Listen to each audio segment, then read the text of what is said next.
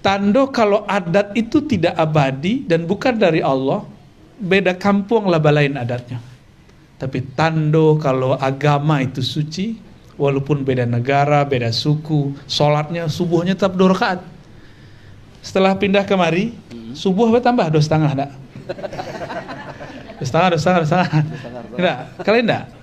Ya.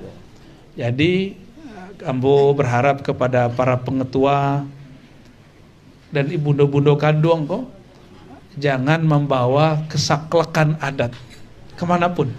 Ya, kita kok manusia diciptakan Allah sangat elastis.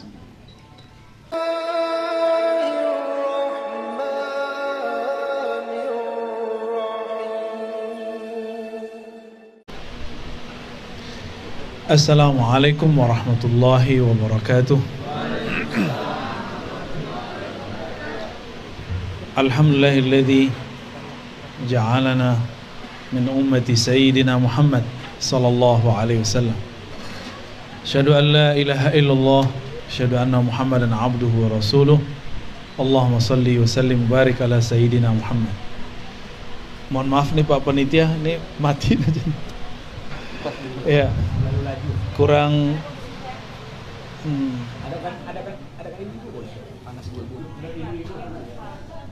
gimana ibu-ibu mau dapat itu? Panas sudah diarahin ke sono ya. Agak berisik terus dingin. Ya. Bapak Ibu. Ambo masih bisa bahasa Minang.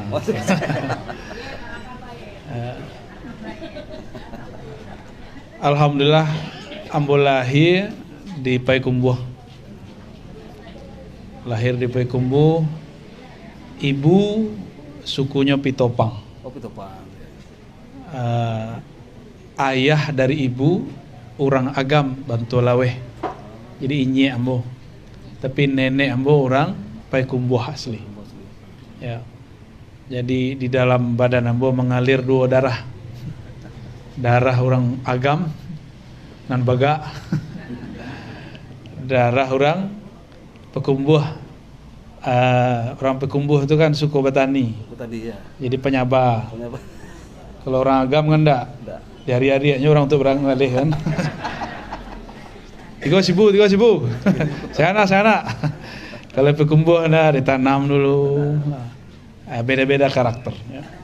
Jadi urek bagaknya dari Agam. Urek lambuinya stek dari Payakumbuh ya. Alhamdulillah. Ayah masih hidup alhamdulillah. Ibu yang sudah wafat ya. Mohon doanya untuk ibumu ya.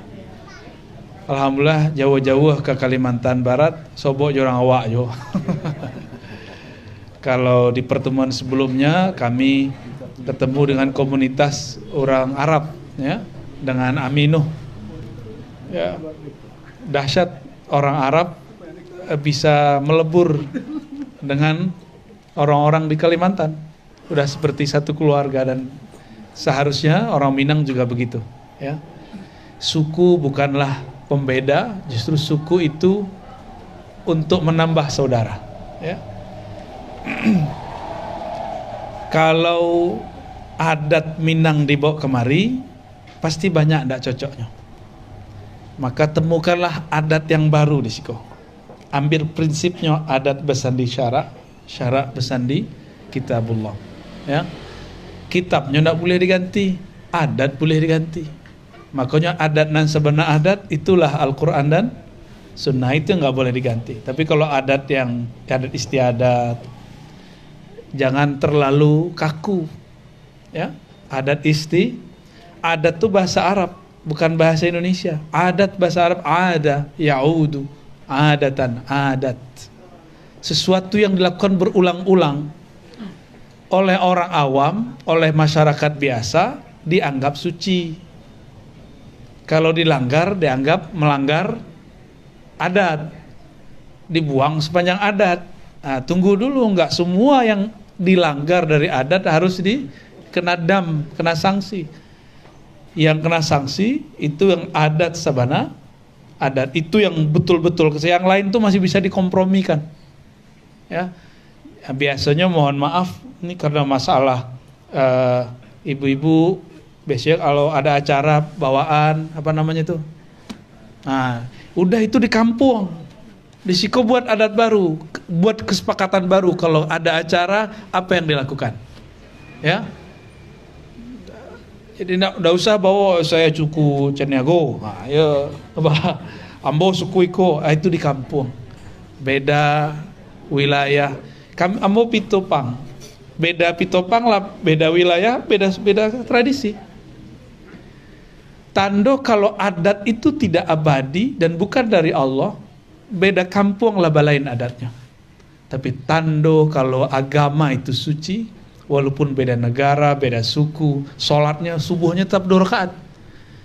Setelah pindah kemari, subuh bertambah 2,5 enggak? 2,5. Enggak, kalian enggak? Ya. Jadi ambo berharap kepada para pengetua dan ibu-ibu kandung kok jangan membawa kesaklekan adat kemanapun, ya. Kita kok manusia diciptakan Allah sangat elastis, adaptif, mudah beradaptasi, sangat mudah. Makanya di dalam surah Al-Hujurat itu kalimatnya lita'arafu, agar kamu mudah saling kenal, saling adaptasi, saling mengambil tradisi, ya. Kecuali disuruhnya ganti agama orang baru, itu nak sepakat gitu, ya. Jangan sampai nanti karena ada kegiatan, besoknya banyak kegiatan, banyak rape, banyak upe, ya.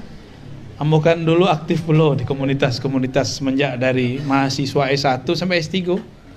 Bahkan setelah selesai S3 lah jadi dosen segala macam. Kami masih menghidupkan kajian khusus untuk orang Minang di Ciputat. Ambo lama di Ciputat 15 tahun. Ya. Ada Pak Datuk Fulan, ada Wan Fulan, ada Tuan, ada Sidi, macam-macam, berbagai suku. Dan nyatunya ketika berbicara syarak, ngaji syarak. Jadi apa yang membuat kita bisa satu? Syarak. Apa arti syarak? Ajaran yang diturunkan oleh Allah Subhanahu wa taala dalam agama. Ya. Jadi nanti jangan sampai adat menjadi masalah. Tapi kini orang awak adalah masalahnya. Orang awak kini banyak melintas kepada pemahaman yang agak sedikit mengejutkan. Agak sedikit tasyaddud kalau bahasa Arabnya. Agak ketat. Kawan-kawan kita tuh maklum orang di pasar hitam putih, dalil pahala. Jadi ketika mencari jati diri dalam beragama, apa yang terjadi? Masuk ke suatu pemahaman. Kiranya pemahaman itu menghancurkan adat, menghancurkan persaudaraan, menghancurkan pertemanan. Nah, itulah banyak, ya. Bentuk Sarawak Pak Goha itulah ahli bid'ah. Jadi masalah. Boleh apa nak bajanggu itu kan? Nah, jadi masalah. Nah, kita berharap nanti kawan-kawan yang sedang mencari itu jangan berhenti mencari, terus mencari. Kita ambil lah misalnya ayah dari Buya Hamka. Beliau nama keteknya Haji Rasul atau panggilannya Haji Rasul, ya. Nama keteknya Abdul Karim bin Amrullah. Abdul Karim bin Amrullah, orang meninjau, orang agam. Kalau kami dipikirkan orang agam. Uang agam. Ele samo. Uang piaman itu lah. Di situ beliau sudah belajar adat. Betul beliau mengkritisi adat, sehingga terjadilah beliau berpolemik dulu dengan seorang datuk penghulu.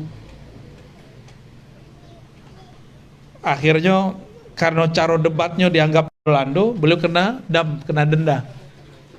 Jadi melanggar hak cipta gitu. Jadi kata-kata datuk yang tentang itu tulis ulang tanpa izin. Kemudian kritisi. Diambil celah lah sama Pak Datuk itu. diperkarakan secara hukum. Maka Haji Rasul bayar dam.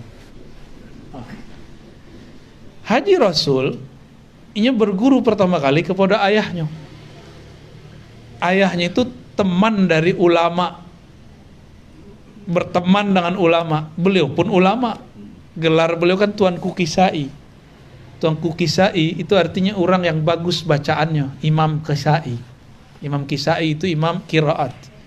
Ternyata dulu Tuanku Kisai atau Amrullah inya dari Buya Hamka, ngajinya di Mekah, berkawan dengan seorang imam di Masjidil Haram, orang Minangkabau, namanya Syekh Ahmad Khatib Al-Minangkabawi, Syekh Khatib, ya, itu daerah sampai Angke.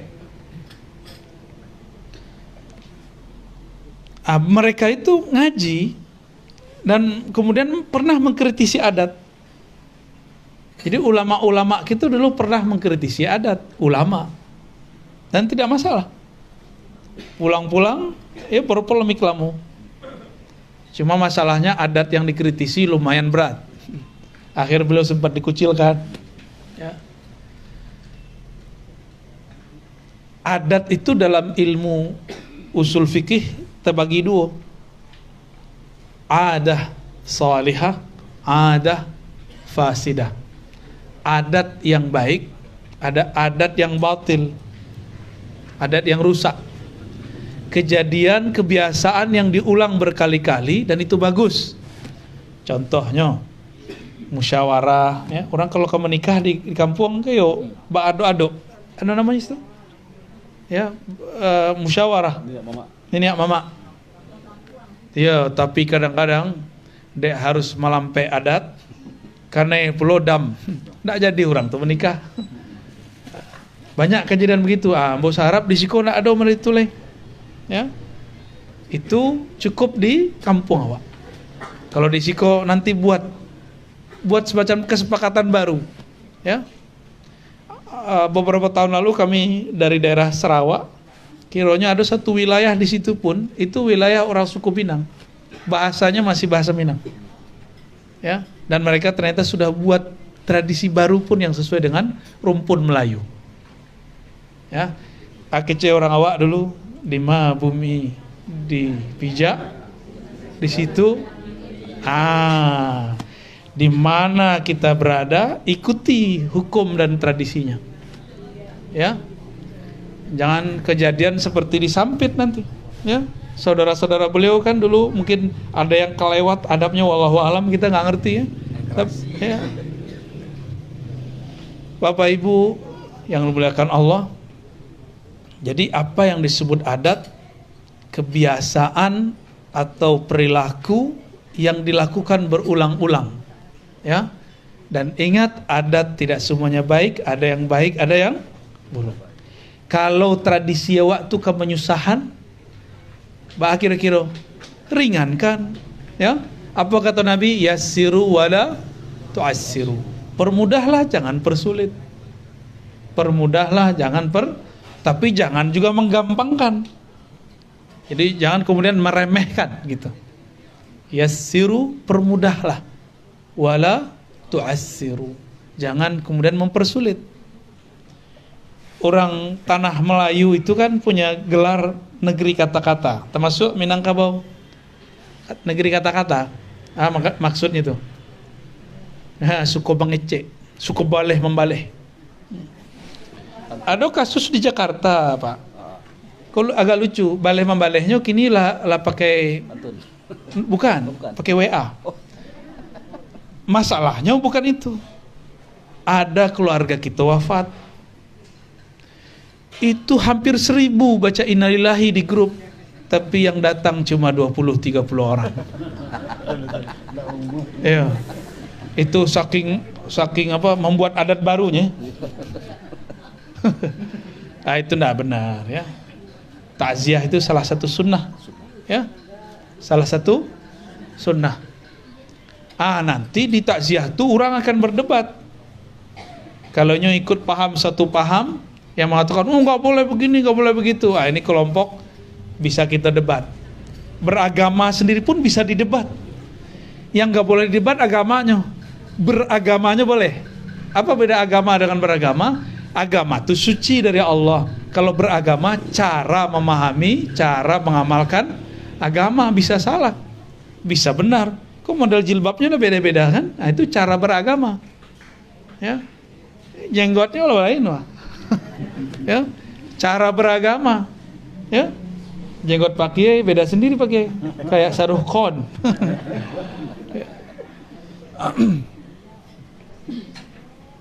Nah, dulu ulama-ulama gitu, ini ada perbedaan antara ulama Jawa, Kalimantan dengan Minangkabau itu agak mirip.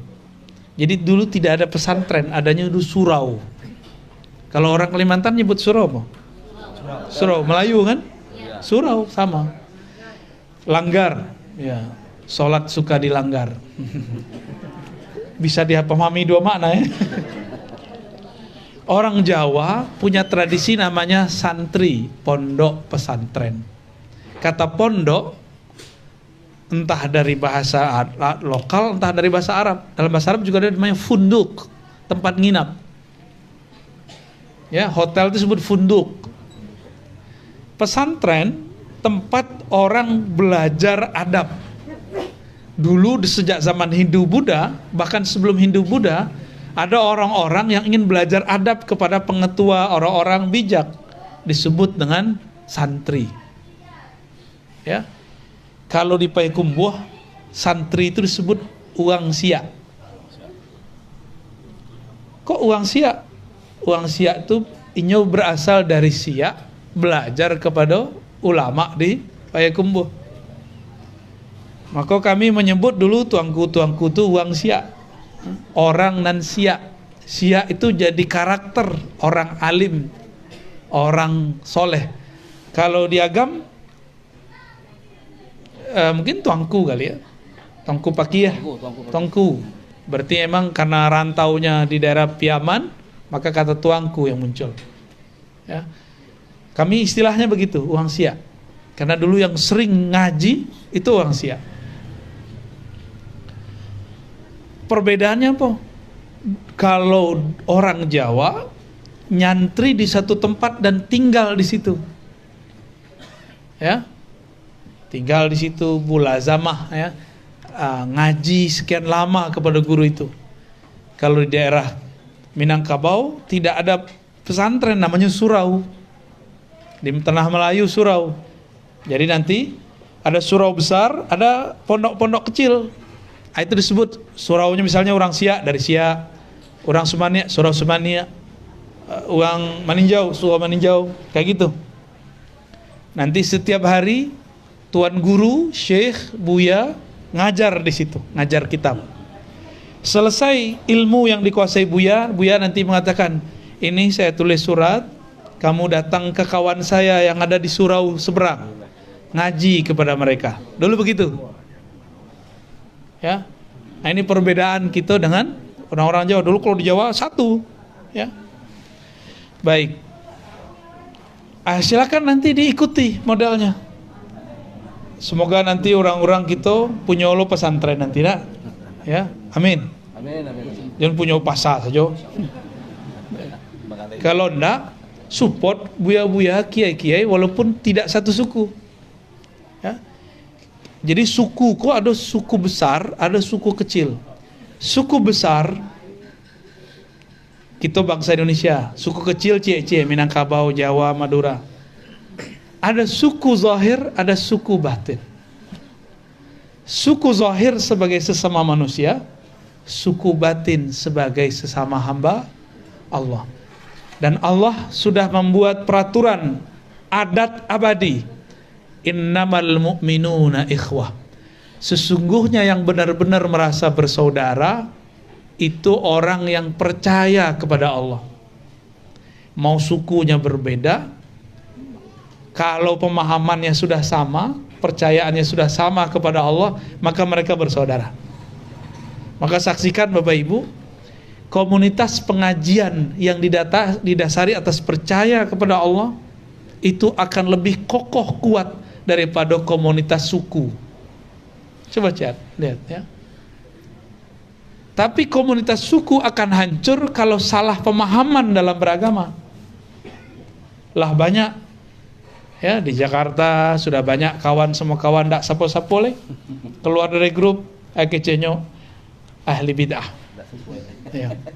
Tidak mengikuti manhaj Rasulullah.